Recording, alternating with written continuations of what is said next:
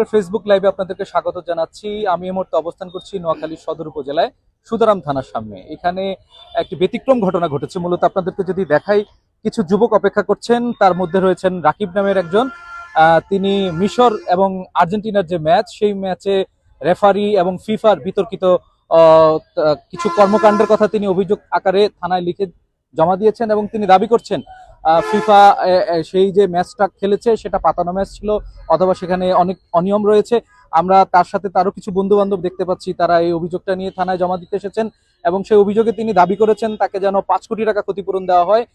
তিনি এই যে মূলত সেদিনকার মিশরের পক্ষে সাপোর্ট করতে গিয়ে তিনি ব্যথিত হয়েছেন, আর এই ব্যথিত ফল হিসাবেই তিনি মূলত এই ক্ষতিপূরণটা চেয়েছেন। তিনি মনে করছেন প্রয়োজনে তিনি মানববন্ধন করবেন, আদালতের দ্বারস্থ হবেন যদি থানা অভিযোগ না নেয়।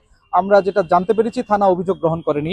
তবে কি কারণে কি এই অভিযোগটা করলেন, আমরা একটু রাকিবের কাছে জানতে চাইবো। জি, আমার যে অভিযোগটা এটা হচ্ছে যায় ফিফার যে সভাপতি জিয়ান্তিনো এবং হচ্ছে যায় যে 6 তারিখ রাত 10টার ম্যাচে যে রেফারিগুলো দায়িত্ব পালন করছে ওনাদের বিরুদ্ধে আমার যে মূল অভিযোগটা হচ্ছে যায় ওনারা এটা একটা আন্তর্জাতিক সংস্থা, যেটা একটা টিম পুরো একটা দেশের প্রতিনিধিত্ব করে। তো সেক্ষেত্রে তারা অপর যে প্রতিপক্ষ টিম আর্জেন্টিনাকে জিতানোর জন্য তারা মিশরকে বিভিন্ন রকম চাপ দিচ্ছে এবং হচ্ছে যায় শুধু শুধু পাউল পেনাল্টি অনেক কিছু দিয়ে অনেক রকম চাপ দিয়ে মিশরের যে খেলোয়াড় এবং দর্শক সবার মানসিকভাবে ভেঙে দিয়েছে এবং হচ্ছে যায় যে একটা দলকে জিতানোর জন্য তারা যা যা করে যায় ফিফা এবং হচ্ছে যায় যে রেফারি, ওনারা হচ্ছে যায় আর্জেন্টিনা যে মূল একটা খেলায় খেলে 11 জন, ওনারা 13 থেকে 14 জন খেলছে। যত রকমের চেষ্টা করা যায় ওনারা করি নিশ্চিত এটা হচ্ছে যে মিশরের ম্যাচ মিশর সেমিফাইনালে যাবে, কিন্তু তারা হচ্ছে যায় আর্জেন্টিনাকে টেনে আনার জন্য ওনাকে ষড়যন্ত্রকার হারাই দিছে। তো সেক্ষেত্রে একটা ষড়যন্ত্রের কারণে পুরো একটা জাতি হতাগ্রস্ত হয়েছে এবং আমরা কোটি কোটি দর্শক হতাশাগ্রস্ত হচ্ছি। তাদের পক্ষ থেকে আমার মনে হয়েছে যে ওনারা হচ্ছে যায় আমাদেরকে ক্ষতিপূরণ বাবদ 5 কোটি টাকা দেওয়া উচিত, না হলে আমাদেরকে যে আঘাত পাইছি সেটা 5 কোটি টাকা দিয়ে হবে না, তবু আমরা ক্ষতিপূরণ দাবি করতেছি 5 কোটি টাকা। যদি আমাদের ক্ষতিপূরণ এবং হচ্ছে যায় আমরা সঠিক বিচার বিরুদ্ধে না পাই, তাহলে আমরা হচ্ছে যে উচ্চ আদালত এবং যেখানে যেখানে প্রচারে যাওয়া দরকার আমরা সব জায়গায় যাব। আপনি বলছেন আপনি মিশরের সমর্থক, আপনি যদি মিশরের কয়েকজন প্লেয়ারের নাম বলতেন। আমি মূলত মিশরের সাপোর্ট করে হচ্ছে মোহাম্মদ সালাহর জন্য। আমি সে 2021 সাল থেকে মিশরের সাপোর্ট করে হচ্ছে যে আমি শুধুমাত্র মোহাম্মদ সালাহকে সাপোর্ট করি। আমি মোহাম্মদ সালাহকে ভালোবাসি এবং তাকে ম্যাচের 87 থেকে 83 মিনিট এরকম একটা মাঝামাঝি সময়ে নিশ্চিত সে গোল দিবে। রেফারি শুধু শুধু একটা ফাউল হিসাব করে ওর হচ্ছে যে গোলটা ও বাঁশি দিয়ে বাজিয়ে গোলটা বাতিল করে দিয়েছে, হচ্ছে মূল আমার দাবি। তা আমি শুধুমাত্র সালাহকে পছন্দ করি। সালাই হচ্ছে যে সব ওদের দেশে মূল সারা ভিতরে বেশিরভাগ মানুষ সালাহকে চিনে এবং সালাহ যে ফুটবলটা খেলে সেটা হচ্ছে যায় সবার থেকে অন্যরকম ব্যতিক্রমী। সে এবং হচ্ছে যায় প্রিমিয়ার লিগ বা ইউরোপের লিভারপুলে খেলে, যার কারণে আমি খুবই আহত হয়েছি যে বা মর্মাহত হয়েছি যে আমি চাই যে আমার ক্ষতিপূরণটা দেওয়া হোক।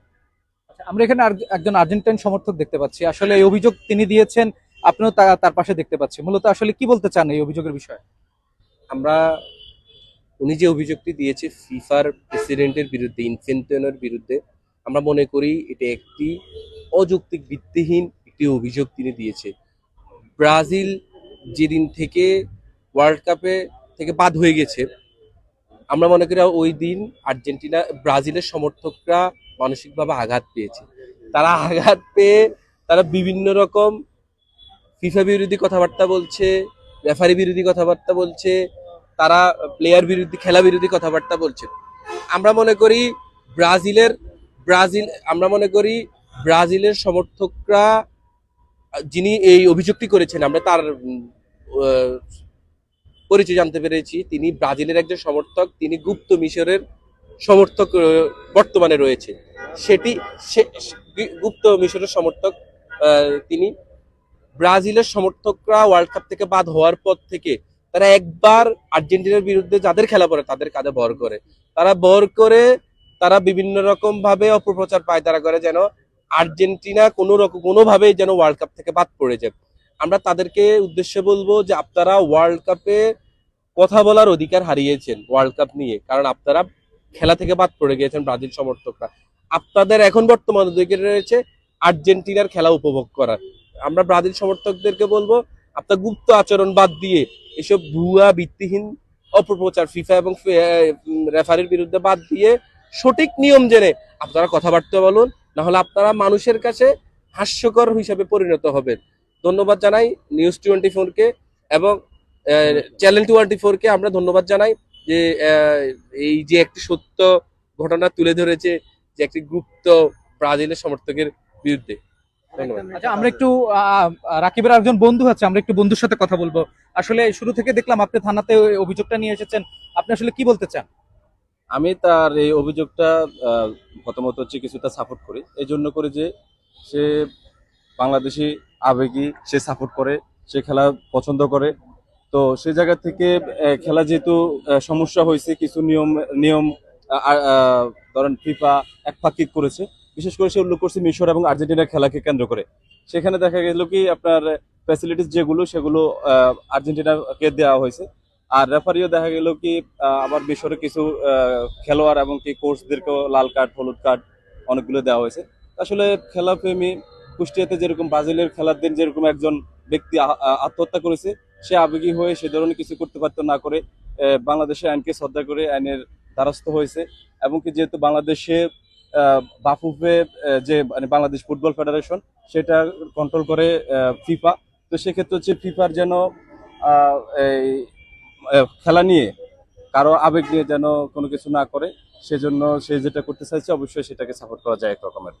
আমরা এখানে একজন আরেকজন মানুষ দেখতে পাচ্ছি, তিনি মূলত কিছু বলতে চাচ্ছেন, আসলে কি বলতে চাচ্ছেন? আমি টোটালি আর্জেন্টিন সাপোর্টার করি। তো এই খেলাধুলা হচ্ছে প্রাকৃতিক একটা সৌন্দর্য। বাংলাদেশে মুসলিম কান্ট্রি এবার ফার্স্ট এড ছিল, যাক উনি খেলাটা খুব ভালোবাসে। ধন্যবাদ। 2008 বিশ্বকাপ আমরা একটু ফলো করি, সেটা হলো যাই এই আপনার ব্রাজিল ফ্রান্স আর ইটালি খেলছিল। জিদান এত খেতাবদিপ্রাপ্ত লোক, এবং কি ম্যারাডোনা যে খেতাবদি পাইছে, ফ্রেজ যে খেতাবদি পাইছে, ওই খেতাব দিয়েছে। ওনারা লাল কার্ড দেওয়া হয়েছে বা ইয়ার থেকে বাইর করে দেওয়া হয়েছে 2008 বিশ্বকাপে। ফিফা সম্পূর্ণ অ্যাকুরেট, আর খেলোয়াড় হলো 22 জন আর রেফারি একজন।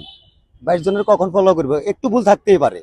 তো এই নিয়ে আমরা তর্কের ভিত্তিতে না জড়াইয়া, আমরা মুসলমান আমরা থাকবো বাংলাদেশে, ওরা মিশর থাকবে মিশর রাষ্ট্রে, ব্রাজিল থাকবে ব্রাজিল রাষ্ট্রে, আর্জেন্টিনা আর্জেন্টিনা রাষ্ট্রে। আমরা একে অপরের সাথে যেন মিলি সুন্দর মতো চলি, এটাই আমার কামনা। সবাই বিশ্বকাপ উপভোগ করি। ধন্যবাদ।